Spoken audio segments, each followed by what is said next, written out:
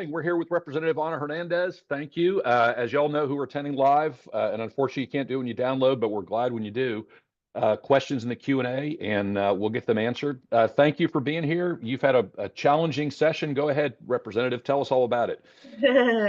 Yes, good morning, Mike, and good morning to everyone who's watching us. We are, almost halfway through the legislative session of 140 days. We're reaching that midpoint this week, and it's been an interesting session. As I say, every session is different, and this is definitely a different session from those that we've had in the past. This is my 10th session. I am serving in my 20th year in the state legislature, and with a little more challenges at the beginning, as I had a skiing accident over the holidays and have been in a leg brace for 11 weeks. But that hasn't stopped us. It's important to have a village around you. And I have a wonderful village that supports me and helps me to continue serving the people of District 143 and of Texas. In 143, I remember actually I was thinking about that this morning.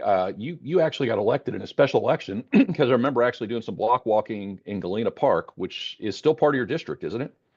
Yes, yes. So I ran in 2005 in a special election, and unfortunately, it was a special election after the passing of a dear friend, the late State Representative Joe Moreno. And so that was an election. He passed away in May of that legislative session, and the election wasn't called until November. So it was a long campaign period. And at that time, the district covered Pasadena, which is where I grew up, and the East End, Galena Park, Jacinto City, Channelview. And since then, we've gone through 2 redistricting cycles. And so the lines have changed a bit. I no longer have Pasadena. I run along the north part of the Ship Channel. So I have 2nd Ward, Magnolia Park, Denver Harbor, Clinton Park, Galena Park, Jacinto City, the North Shore area, Channelview, and now I run all the way out to Baytown. Well, and that area has obviously changed, not just over the last 20 years, but really dramatically in terms of, the community doing what you do. What are the big issues that you're pushing for in the legislature that I would say not just Harris County, not just Texas, but specific to the folks you represent? What do you think is the most important issues for them? There are issues that also affect the rest of the state of Texas. As my role as vice chair of the Committee on State Affairs, we have oversight on the power grid. And we have had many discussions over the last legislative sessions, especially since Winter Storm Uri, on how to make our power grid more resilient, more reliable, and more affordable to consumers. And I am excited that this past week I presented a bill in our committee called the Consumer Assistance Program, which is similar to what we had in the past called the System Benefit Fund. If y'all recall, that is something that the late Sylvester Turner worked on for many years. After the electric market was deregulated in 1999, the System Benefit Fund was put in place with a fee that was charged on everyone's bill. And that was to assist low income and those critical care customers that it's important that their lights stay on. They rely on powered medical equipment. And so it's important to assist those customers. And so unfortunately, the System Benefit Fund went away.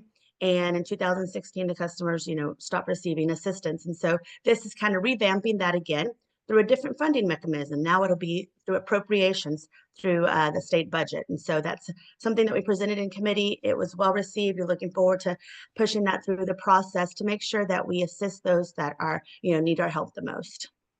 Well, and obviously, it was our governor who guaranteed we'll never have a power blackout like that again. I mean, looking forward, are there things that still need to be done from your perspective that are not happening or need to happen? Absolutely. As anyone can see, when you get out on our highways, our population is growing. And with that population growth is also the demand on the power grid.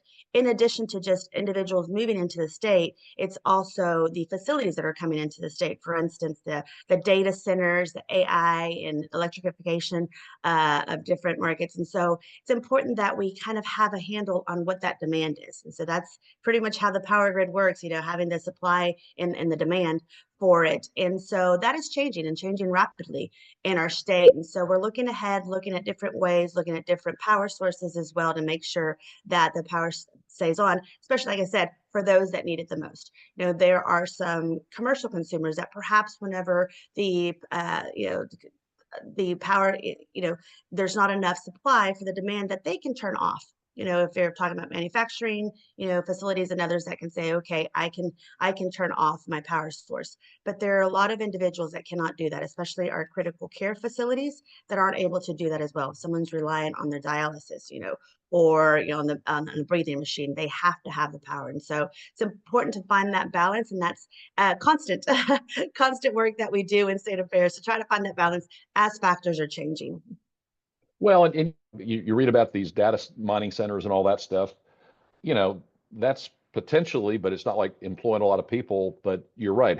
Where is the balance between, look, these people are making money versus, on the other hand, you have somebody who has a machine that's keeping them alive in their home. I mean, how does that work in practice? Right, right, and that is also how we have made changes to our market as well. That was in the last legislative session on how do we ensure that when people need that power, it is available.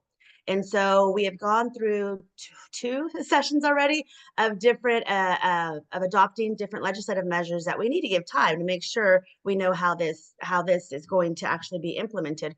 For instance, the last legislative session, and we passed the Texas Energy Fund, which was a constitutional amendment that voters approved on the ballot. Well, those projects are still in the pipeline of providing more power on the grid, projects that have been pre-approved but are still working through the process because it takes several years for these power plants to come online. It's not something that we can just do overnight. And so that is the challenge when we're planning out several years ahead, but yet the demand is changing when we have commercial consumers coming in. And that is also a challenge for our transmission and distribution utilities, planning out the actual poles and wires that are going out to the facilities when that construction is moving more rapidly than they had projected, when things are coming in and they're going online quicker, how we also expedite that process. Well, and obviously, you may or may not know this, but one of the things that the party did last year was what's called deep canvassing. We started with folks going out to our communities back in January all the way through. The first 7 months, they're actually saying, "Hey, what's important to you?" Not just let's vote Democrat. In the top five actually was power resiliency, infrastructure resiliency. I mean, people understand that, having gone through Harvey and in the winter storm. What's changed for them that you think will make a difference? I'm sorry, I cut out a little bit. Sure, I'm sorry. What's changed? I mean, in other words, you didn't have to make the guarantee. I mean, in at least from what I've read, there's no guarantee that we have close calls. We're still going to have it. What do you think's the big change that needs to happen, if there needs to be a big change, to kind of ensure that the folks that need power aren't going to lose it, even if a data mining center out in West Texas does? Right. There were many lessons learned from all the different weather events that we've experienced. The latest one being last summer with Hurricane Beryl and Derecho, and especially here in the Houston area, the issue was communication. And that was something that we discussed with CenterPoint, who is our provider in our area, in providing that communication when individuals were unsure whether they were going to be out of power for one day or one week, that they would be able to make plans for that situation, for circumstance. And that is something that has been improved, is the communication with the customer on when their power will be restored, as well as planning ahead. We know we live in the Gulf Coast area. We know we're going to get weather events. We're going to get a hurricane. At the beginning of last summer, when we had our first interim committee hearing, we had the state climatologist come and talk to us in June about how we had a 1 in 5 chance that we would have a hurricane hit our area, and 1 in 2 chance that it would be, 1 in 2 chance a hurricane, 1 in 5 that would be a major. And so those happened before our next committee hearing. And so we know that's going to happen just because of where we live, and being able to prepare ahead. And in that situation, preparing ahead with the restoration efforts that we know the wind is going to knock down our power lines. We have poles and wires. Not all of our electricity runs underground, to be able to be better prepared whenever those events do occur. In addition to having those that information of what critical facilities need to stay online. That's part of the Texas Energy Fund, was not just providing more power, more power on the power grid, but also how do we help our communities? And the second part of that was the backup power packages, which are these like microgrids, generators that you can have at these facilities that need to keep the power on. So there was a certain amount of money that was allocated for that. That is also still in the process. That there was an advisory committee, there are recommendations made, but that also hasn't been implemented. So I go back to all of this legislation that we've passed that we haven't given time to be implemented. And so that's something that I'm looking forward to as well, because this will be grants and loans from the Texas Energy Fund for our critical facilities in our communities to make sure that they keep their power on during extreme weather events. So Harris County Democratic Party has four priorities. One of them is increasing the minimum wage and actually tying it to the cost of living. Another is trying to get Medicare, rather, and then one of them has to do with restoring cuts in education that have been imposed since 2012, I guess. And all we hear about is vouchers. Why do you think that the defunding of education that's been going on for more than a decade has not gotten the attention it really should? Why do you think that is? I mean, I am encouraged. We do see some activity up at the Capitol of families coming up, especially this past week when it was spring break. I was encouraged to see, families bring their children up and do office visits as well. I was in the legislature in 2011 when the first major cut was passed by the majority. I would say I voted against it. That was devastating for our public schools. And the next election cycle, you saw parents and community members get engaged and how that changed and that money was restored the following legislative session. Unfortunately, the funding has not kept up. And even the proposals from this legislative cycle with the with House Bill 2 does not bring us back to where we need to be. Those restoration efforts, those funding efforts only bring us to the 2019 level, which we know things are a lot more expensive than they were in 2019. And so although we welcome, more funding for public education, it's not enough. And so that's what we need to keep pushing for the rest of the legislative cycle to make sure that we do restore those levels to what they need to be at current time. Well, that's kind of one of the reasons why, as a party, we looked at it and said, look, if we're trying to give away money, vouchers to private schools to folks who don't really need it, $10,000 to folks who are already in private schools, how effective do you think it is, that message? Look, why don't you fix what you need to fix in private education first? I mean, is that have traction? Do you have hope?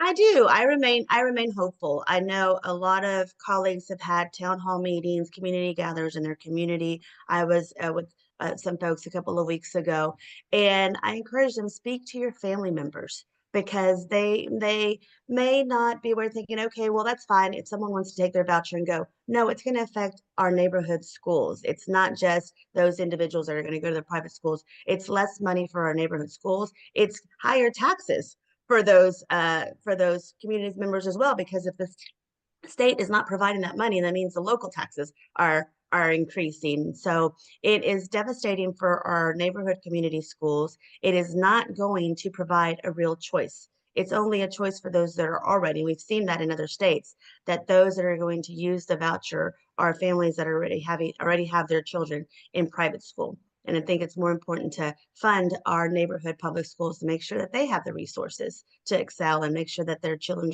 are thriving in those schools as well. Well, and I wish I'd started a betting line, because it is March Madness. As we've talked to your colleagues throughout the session on will vouchers pass or not, we probably should have had a betting line on that.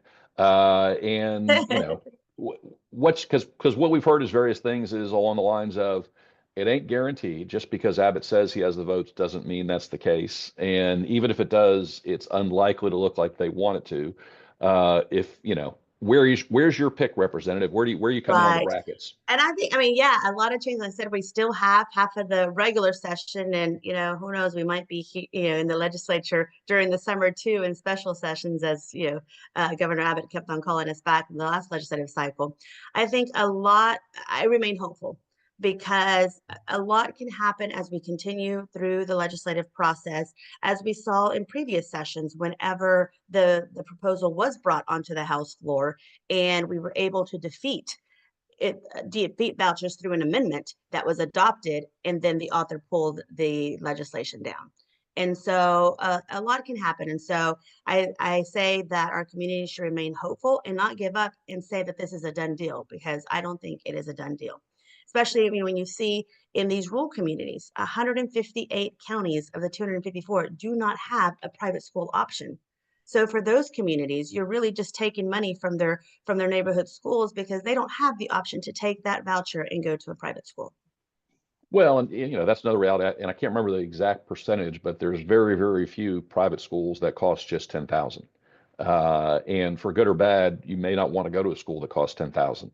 And that's a concern that, you know, within communities that might not feel like they're getting all the benefit of education, you'll get these fly-by-night folks, and I know that's happened in a lot of jurisdictions. How much traction is there in that argument that, look, all you're going to do is encourage grifters and folks that really aren't in it for the kids, that are in for the money, that take 10,000 and spend 2,000 on the kids?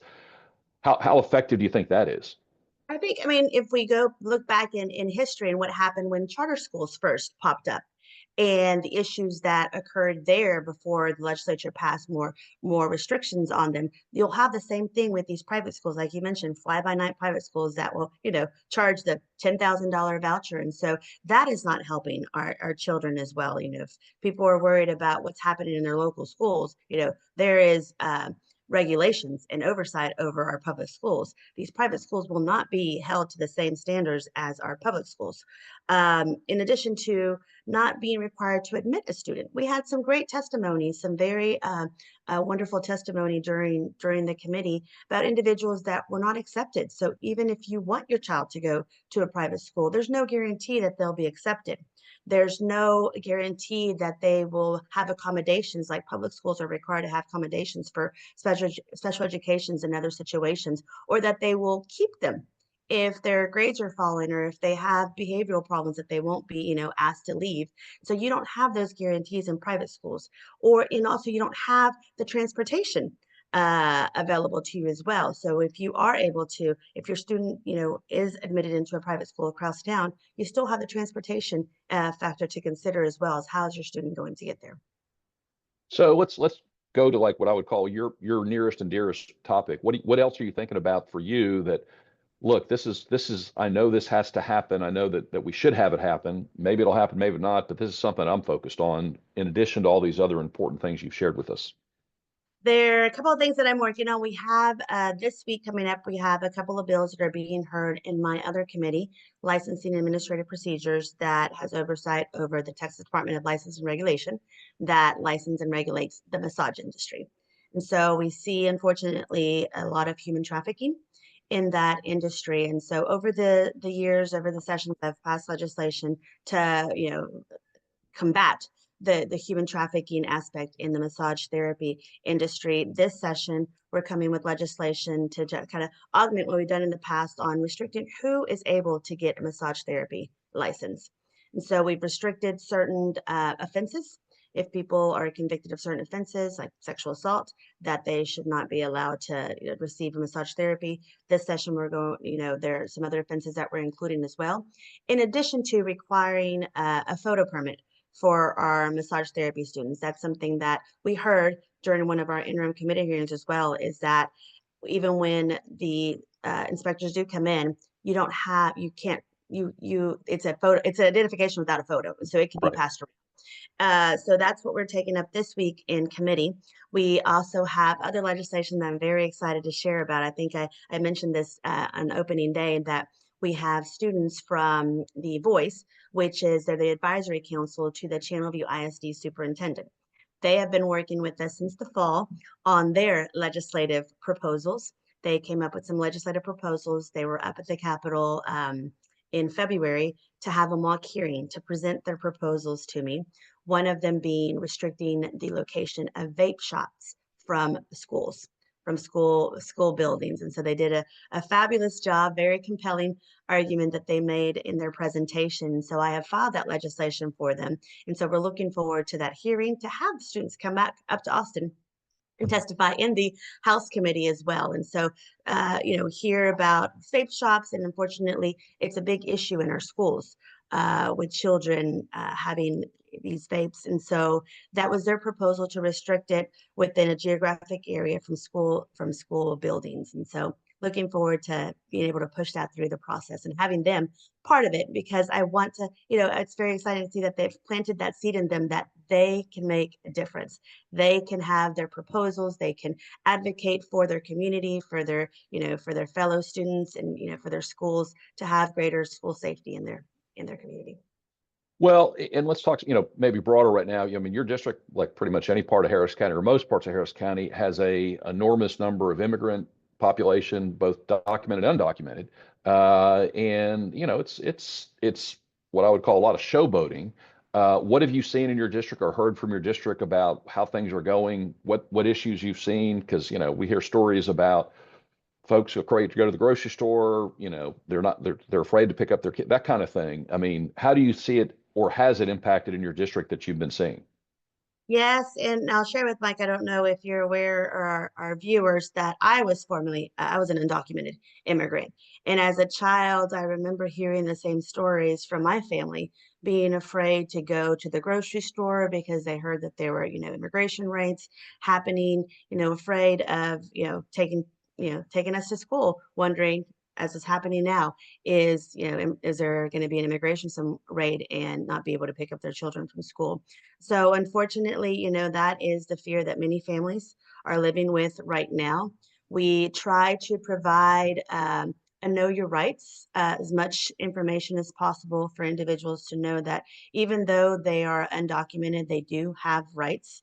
And to provide that information, to have these forums, I'm happy to have more. We've partnered with other groups before. We can do it in person, we can do it virtually, but I appreciate the party's effort as well to make sure that individuals know their rights when it comes to immigration and their status.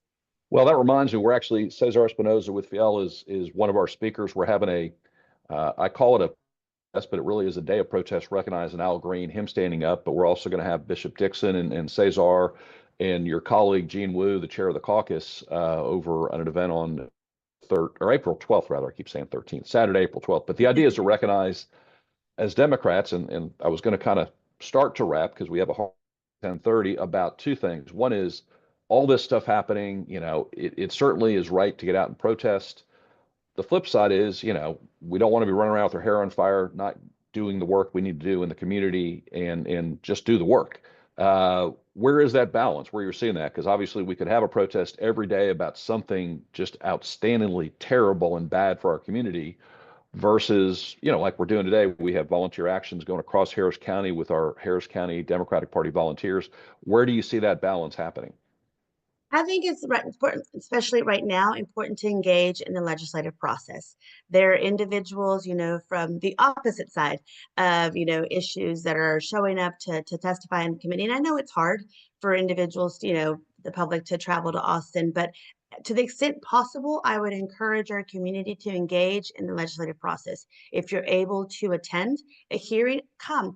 And I will say prepare, because most of these hearings, you're only allowed 2 to 3 minutes for your testimony. So have that concise testimony already prepared, and reach out. My office is open if anyone ever wants to come to Austin, to reach out if you need a place to wait, because sometimes these hearings can be pretty lengthy. They're posted for 10:30 a.m., but you may not start until the afternoon, especially as the session progresses and we're on the House floor longer. The committee won't start until sometimes in the evening. To participate, if they're able to, or to submit public testimony, there's also a portal online where you can submit your public testimony on different pieces of legislation that are being heard in committee. To have that part of the record, that when we look back and say, what did the party do? What did the community do? That record is there, that we showed up, that we made our voices heard, and we fought back on these issues. And here in the community, what I would recommend is, we have a lot of blended families, especially when it comes on the immigration issue. There are blended families that some may be citizens, some may be residents, some, would still be undocumented. To talk to your family members and friends, and those that are able to participate and to vote, to make sure that they do. That you may not have a voice because you don't have status, but maybe your cousin does, or maybe your aunt does, to make sure to stress to them to be your voice at the ballot box. One of the other issues that kind of has come up, and I've seen some coverage recently, is the state, not just federal government, spent about close to $12 billion over the past 5.5 years of taxpayer money to basically park people at the border. And having spent time down in Del Rio and McAllen, it doesn't seem like they're really needed other than as a showpiece. And then the other part of it, which is what I was going to ask you about, is so much of that money is not going through regular contracting. It's kind of single, let me give it to a buddy of mine. What can you do? What can we do as a party to kind of focus attention on this giveaway to donors, to the Republicans and Governor Abbott, where they're literally not using contracting? It's single source. Here's a bunch of money for whatever. Where is that we can focus? And what can we do about something like that? What can you share with us? Absolutely. So yes, Operation Lone Star, like you mentioned, has spent billions and billions of dollars on the border when we have all made the argument that jurisdiction is for our federal government. And during one of our interim committee hearings, we talked about how there was bipartisan legislation up in DC that then, President Trump did not want to pass because it didn't help his narrative for the political campaign. But there was bipartisan support for us to continue to push for that at the federal level, to pass that bipartisan legislation that would put more boots on the ground of federal agents, of those that are able to process these asylum seekers cases, a border patrol that has a jurisdiction to detain people at the border, because it's not a state jurisdiction. That is a federal issue. And as you know, SB 4 passed last session, is tied up in the courts right now because the state does not have jurisdiction over that immigration matter. And so I would push for that, for us to have that bipartisan legislation come back at the federal government, because that's what we need. We need the federal government to be addressing this federal issue, not the state of Texas. Well, and also the waste, fraud, and abuse, where they're giving money that's really not doing any good. Is there any hope of kind of exposing that even more and maybe hopefully kind of shining a light so it's less theft coming on, or I guess not theft, but certainly waste and fraud, where we're just giving away money that's a waste of money to private friends of the governor? What about that issue? I would track legislation where it would either go through Homeland Security or maybe even through State Affairs, where you would have the agencies come before the committee to ask them, in which we've had on accountability standards, saying, okay, we have spent X amount of dollars, of state dollars, of taxpayer funds. What are the metrics? What does success look like? Which is exactly what we've been asking for so many years now. We're putting so many billions of dollars into this. What does success look like? Because you have no accountability metrics for that. Well, I mean, I think from their perspective, they'll never say it. It's getting elected is their metric. Yeah. And that seems to be working pretty damn well on that. And, when you look at all that money being spent on the border, obviously this election, we kind of hung on to Harris County. We did mostly what we needed to do. We kept most of our great elected officials in office in Harris County. The Valley obviously was a different picture. How much do you think all that money that just gets dumped in there for, going to whatever has an impact on the politics down there? I mean, yeah, we've always said that the state is so large and vast, and so many different issues important in different communities, and that you can't have one, single message for the entire state. And so everything is local. And down the valley, I think it's important for us to focus on the issues that, they think are important. Of course, they live on the border or live in a different reality every day. And to, focus, target those issues, whether it's jobs, whether it's education, whether it's healthcare, whatever it is important to them, because we can't just have a broad message that's going to motivate people and encourage them to, join us in our position. Well, and Harris County, we got 1 in 5 Democrat, 1 in 6 voters in the entire state.